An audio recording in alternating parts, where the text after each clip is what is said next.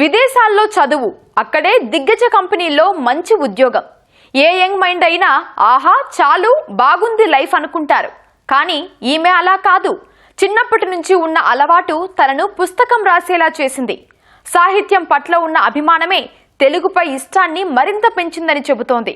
తెలుగు పుస్తకాలు ఇటీవలి కాలంలో జెన్జీకి సైతం దగ్గరవుతున్నాయని వివరిస్తోంది ఈ యంగ్ రైటర్. టెస్లా వంటి కంపెనీలో ఉద్యోగం చేస్తూనే పుస్తకం రాసిన స్నేహ కొనకటితో ముఖాముఖి.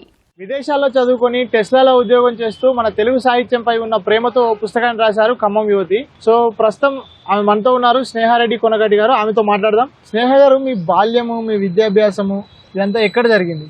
నా బాల్యము విద్యాభ్యాసం అంతా ఖమ్మంలోనే జరిగిందండి. నేను ఖమ్మం నుంచి పై చదువుల కోసం నేను లండన్ వెళ్ళాను. అక్కడే ఉద్యోగం చేస్తున్నాను. ఆటోమోటివ్ ఇండస్ట్రీలో ప్రొడక్ట్ స్పెషలిస్ట్ గా చేస్తున్నాను ప్రస్తుతం అయితే. అయితే మీకు యాక్చువల్గా అంటే ఆటోమోటివ్ ప్రొడక్ట్ స్పెషలిస్ట్ గా చేస్తూ టెస్లాలో ఒక తెలుగు పుస్తకం రాయాలి అనే ఆలోచన ఎట్లా వచ్చింది? అమ్మగారు టీచర్ అండి. సో అందువల్ల నాకు చిన్నప్పటి నుంచి కూడా డైరీ రాయడం అనేది చాలా అలవాటు. అమ్మ ఎప్పుడు చెప్పేవాళ్ళు అనమాట, ఇది ఖచ్చితంగా రాయాలి నువ్వు రోజు అని చెప్పి.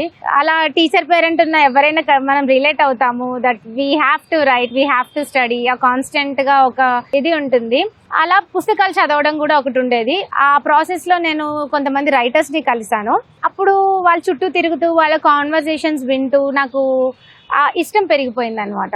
And then when I move to abroad, అక్కడ కూడా నేను పుస్తకాలు చదివేదాన్ని, ఇంగ్లీష్ పుస్తకాలు, లైబ్రరీకి వెళ్ళేదాన్ని. అలా ఒక రోజు నాకు అనిపించింది నేను కూడా రాద్దాము అని చెప్పేసి అనుకున్నాను.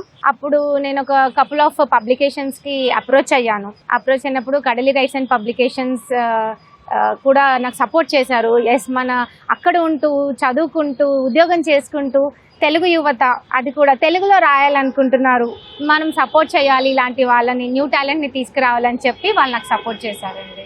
సో అంటే యాక్చువల్గా ఇప్పుడు టెస్లా అనేది ఒక దిగ్గజ కంపెనీ. దాంట్లో మీ వర్క్ రోల్ ఏంటి? నా వర్క్ రోల్ వచ్చేసి కార్ అనేది ఒక మార్కెట్ లోకి రిలీజ్ అవ్వక ముందు నుండి కూడా మార్కెట్ రీసెర్చ్ చేస్తూ, రిలీజ్ అయ్యాక ఎన్ని రిజిస్ట్రేషన్స్ అయ్యాయి, లేదా మార్కెట్ ఎలా ఉంది, అసలు ఏంటి అనేది, ఎంత షేర్ ఉంది అనే అక్కడి వరకు కూడా కంప్లీట్ మోడల్ ముందు నుంచి, మోడల్ రిలీజ్ అయ్యే ముందు నుంచి మోడల్ రిలీజ్ అయ్యే తర్వాత వరకు కూడా నేను డేటా అంతా కూడా గ్యాదర్ చేస్తూ, ఆ రీసెర్చ్ చేస్తూ, అనలైజ్ చేస్తూ ఉంటానండి. సో ఇప్పుడు అట్లాగే ఈ పుస్తకానికి సంబంధించి చూస్తే మీరు రాసిన పుస్తకం ఏంటి, అది దేని గురించి, ఎవరెవరికి కనెక్ట్ అవుతుంది?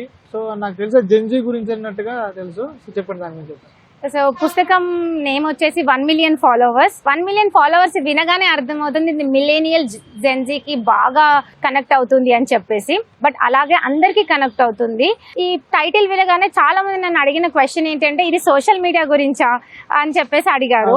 ఎస్, ఇది సోషల్ మీడియా గురించే. But at the same time emotions గురించి, సెల్ఫ్ హీలింగ్ గురించి, సెల్ఫ్ గ్రోత్ గురించి, అలాగే మనని మనం ప్రియారిటైజ్ చేసుకోవడం గురించి, బాండింగ్స్ గురించి, family bondings, relationships, love, friendships, everything is included in this అండి.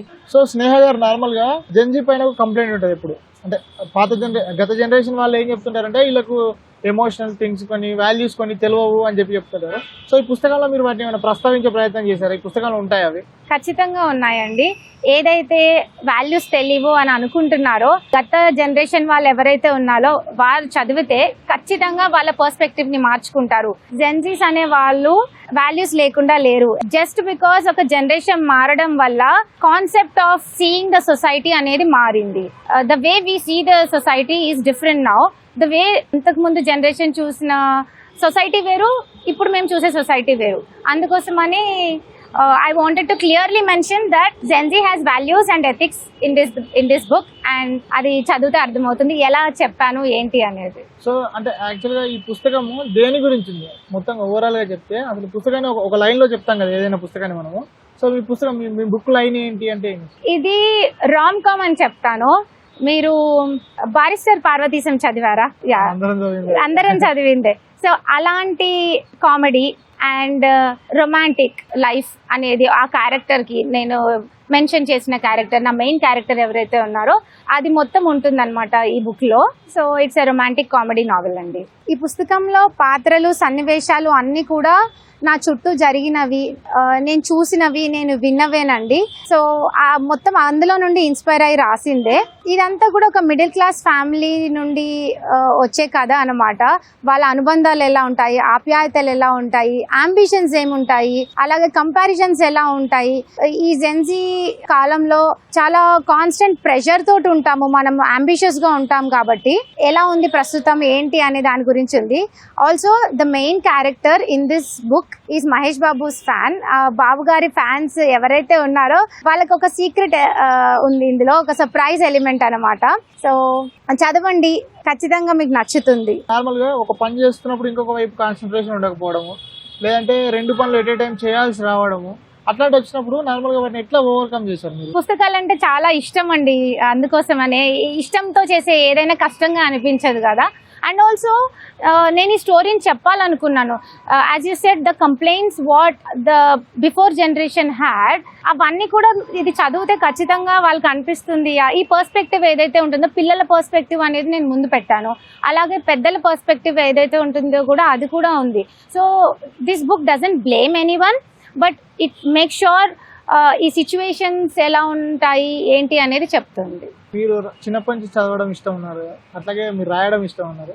సో మీకు ఇష్టమైన రచయిత ఎవరు అంటే ఏం చెప్తారు? ఎందుకు ఇష్టం? వాళ్ళలో ఏమి ఇష్టం? నాకు ప్రస్తుతం అయితే యండమూరి వీరేంద్రనాథ్ గారు చాలా ఇష్టం అండి. రీసెంట్ గా వస్తున్న రైటర్స్ అందరూ, యంగ్ రైటర్స్ అందరి బుక్స్ కూడా నాకు చాలా ఇష్టము. Yeah, I basically love all the books అని చెప్తాను. రచయిత ఒకవేళ ఫేవరెట్ అంటే I love every writer because it's an art and every one is putting their soul into it. So specific గా చెప్పడానికి యా, యండమూరి వీరేంద్రనాథ్ గారు. సో అయితే ఒక తెలుగు రచయిత, నేనే ఉన్నాను అనుకోండి, ఒక కామన్ పబ్లిక్ ఉన్నారు, ఆయన ఒక పుస్తకం రాయాలనుకున్నారు, ఆమె ఒక పుస్తకం రాయాలనుకుంది. అది రాయాలనుకున్నప్పటి నుంచి మార్కెటింగ్ అయ్యేంత వరకు ఉండే ప్రాసెస్ ఏమేమి ఉంటాయి చెప్పండి. ఫస్ట్ మనకు ఆ ఇష్టం ఉండాలండి, రాయాలనే ఇష్టం ఖచ్చితంగా ఉండాలి. ప్రాసెస్ అంటే రాయండి, రాసి పబ్లిషర్ ని అప్రోచ్ అవ్వండి. There are many publishers out there. వాళ్ళని అప్రోచ్ అయ్యి మెయిల్స్ పెట్టండి. ఇన్స్టాగ్రామ్ ఇప్పుడు విజిబిలిటీ అనేది చాలా ఎక్కువగా ఉంది. Like the book I have written 1 million followers. అది చదివితే కూడా మీకు తెలుస్తుంది ఎలా మనం మనల్ని మార్కెట్ చేసుకోవచ్చు, ఎలా ఏం చేయొచ్చు అనేది. పబ్లిషర్స్ ని అప్రోచ్ అవ్వడం, ఇన్స్టాగ్రామ్ ఉంది, మెయిల్స్ ఉన్నాయి, కాల్స్ చేయొచ్చు, అన్నీ చేయొచ్చు.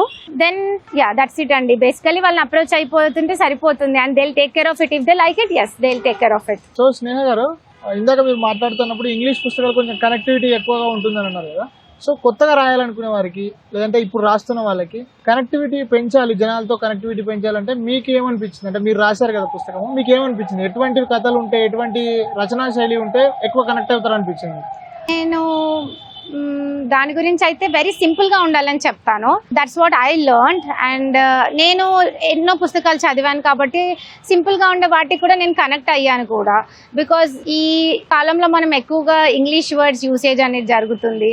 తెలుగు వర్డ్స్ అనేవి మనం సింపుల్ వర్డ్స్ యూజ్ చేస్తున్నాము. లైక్ మన అమ్మమ్మ వాళ్ళు మాట్లాడిన వర్డ్స్ అవేవి ఎక్కువగా యూజ్ చేయట్లేదు కాబట్టి. బట్ ట్రెండ్ అనేది మారొచ్చు ఖచ్చితంగా. So if someone wants to bring those words back, yes, that's a good thing. But లేదు, నా గోల్ ఇది జనాల్లోకి తీసుకెళ్ళాలి. ఇఫ్ అట్ ఆల్ ఒక స్పెసిఫిక్ ప్రాబ్లం గురించి నేను మాట్లాడాలనుకుంటున్నాను, ఈ టాపికే నేను మాట్లాడాలనుకుంటాను అని అంటే ఆ రచనా శైలి అనేది సింపుల్ గా ఉంటే అర్థం అవుతుంది అని నేను చెప్తాను. సో మీ రైటింగ్ కి సంబంధించి కానీ, అట్లాగే మీ జాబ్ కి సంబంధించి కానీ మీ ఫ్యూచర్ ప్లాన్ ఏ విధంగా ఉంది? అంటే ఎలా ఉండాలనుకుంటారు? ఈ రైటింగ్ విషయానికి వస్తే ఖచ్చితంగా నేను ఇంకో పుస్తకం రాయాలి అని అనుకుంటున్నాను. Again which will be close to my heart and అందరికీ అర్థమయ్యేలాగా. And specifically again Gen Z's point of view as well as నా ప్రొఫెషనల్ లైఫ్ కి వస్తే yeah, it's going on and I want to be in a good position. మళ్ళీ automotive లోనే, it's a male dominated industry if you see. And yeah, I want to achieve greater heights there. Thank you, all the best for your future. Thank you so much. Thank you so much. So ఇవి మొత్తంగా స్నేహ గారు చెప్తున్నటువంటి విషయాలు. పుస్తకాలు రాయడంతో పాటు తన ఉద్యోగంలోనూ ఉన్నత స్థానానికి ఎదగడమే తన లక్ష్యం అని చెప్తున్నారు. కెమెరామెన్ చిరంజీవితో శివరామకృష్ణ ప్రసాద్, ఈటీవీ న్యూస్, హైదరాబాద్.